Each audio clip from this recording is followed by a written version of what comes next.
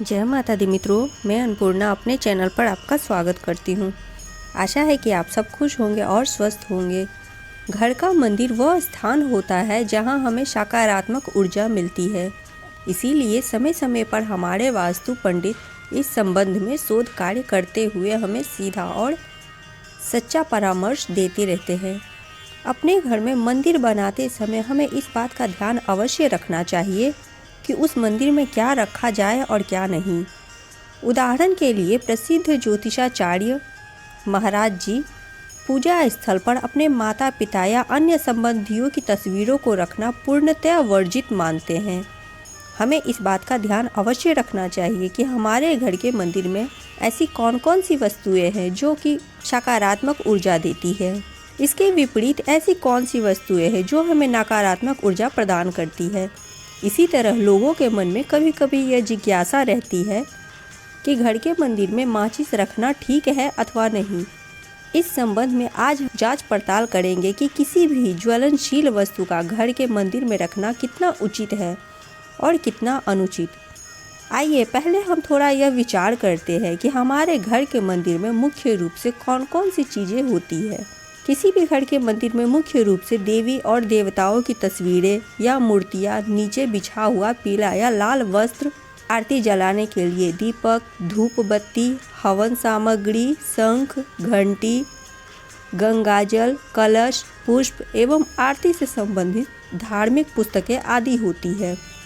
घर के मंदिर में पूजा के लिए मूर्तियां रखी जाए या तस्वीरें, इस संबंध में ज्योतिषाचार्य जी कहते हैं कि आप अपने इष्ट देवता की मूर्ति अथवा तस्वीर किसी एक को रख सकते हैं, लेकिन उनकी संख्या अधिक नहीं होनी चाहिए। साथ ही उन तस्वीरों या मूर्तियों की ऊंचाई 4-5 इंच से अधिक नहीं होनी चाहिए। जहाँ तक घर के मंदिर में शिवलिंग रखने का प्रश्न है, तो सामान्यतः घर के मंदिर में 2 इंच से बड़ा शिवलिंग नहीं रखना चाहिए। यदि आपको अपने घर के मंदिर में बजरंगबली, हनुमान जी की मूर्ति रखनी है, तो बाजार से खरीदकर ऐसी मूर्ति लाइए जो बैठी हुई आशीर्वाद देती हुई हो। घर के मंदिर में रखी जाने वाली देवी देवताओं की मूर्तियाँ या तस्वीरों के मुख प्रसन्नचित्त होने चाहिए। घर के मंदिर में शनिदेव और भैरव जी की मूर्तियाँ रखना पूर्णतः वर्जित है। मंदिर में जो भी मूर्ति या तस्वीरें रखी जाए, उनके बीच में आपस में कुछ दूरी अवश्य होनी चाहिए। किसी एक देवता की यदि एक ही मूर्ति या तस्वीर हो तो ठीक रहता है।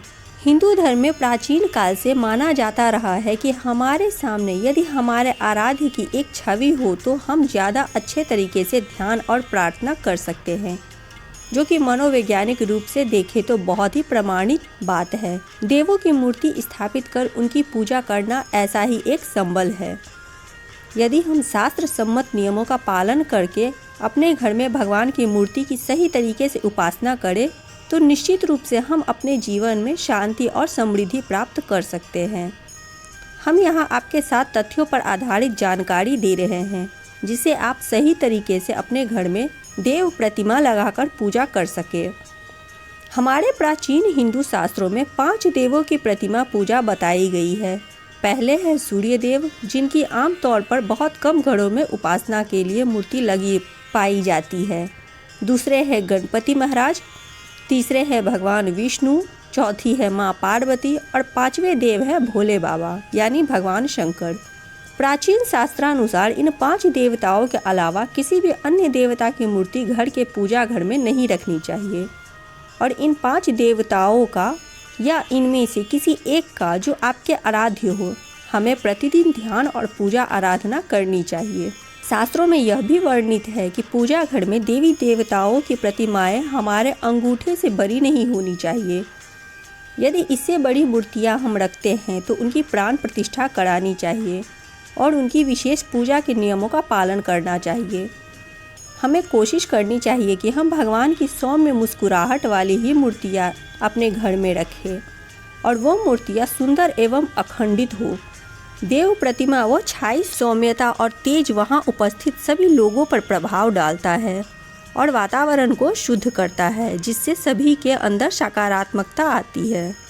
हमें किसी भी देवता की टूटी कटे फटे धुंधले चित्र भी नहीं लगाने चाहिए।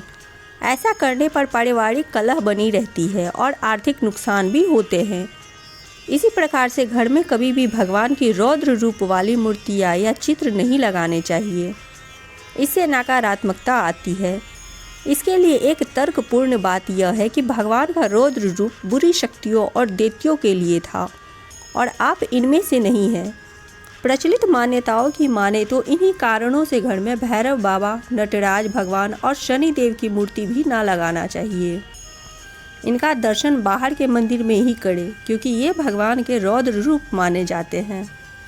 इसके साथ ही हमें एक और महत्वपूर्ण बात का भी ध्यान रखना चाहिए कि जो भी मूर्ति लगाए वह खोखली ना हो, अन्यथा ऐसी मान्यता है कि घर में लक्ष्मी जी की वास नहीं होती। अंतिम परंतु अति महत्वपूर्ण बात, घर के मंदिर में हमें एक देवता का एक ही स्वरूप रखना चाहिए। कभी भी अधिक मूर्तियाँ, विशेषकर कि गणेश जी की 3 मूर्तियाँ, 2 शिवलिंग, 2 शंख, 2 सूर्य प्रतिमाएं और देवी की 3 मूर्तियाँ रखने से बचे, क्योंकि इन देवों की इन संख्याओं की मूर्तियाँ लगाना अशुभ माना जाता है। गहन अध्ययन से निकाली गई देवी प्रतिमाओं के बारे में इन जानकारी का लाभ उठाएं और उचित तरीके से घर में अपने ईश्वर की उपासना संपन्न करें, जिससे आपको आपकी पूजा का मनोवांछित फल प्राप्त हो। भगवान की मूर्ति का स्वरूप ऋषि मुनियों ने ध्यान और तपस्या से मिली सिद्धियों से प्राप्त किया और मानव जाति को इसका ज्ञान दिया।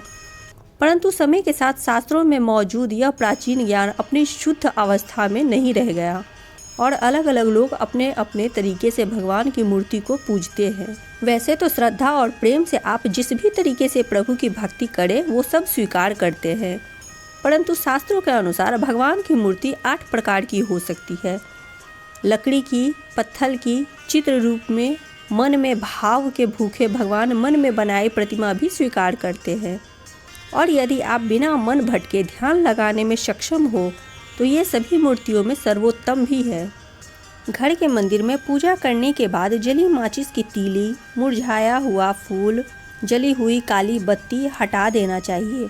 अपने पूजा स्थल को साफ सुथरा रखना चाहिए। घर के मंदिर में बिखरी और जली हुई माचिस की तीली नहीं होनी चाहिए। यदि दीपक जलाने के लिए अपने पूजा घर में माचिस रखनी ही है तो उसे किसी कागज़ या कपड़े में छिपा कर रखना चाहिए।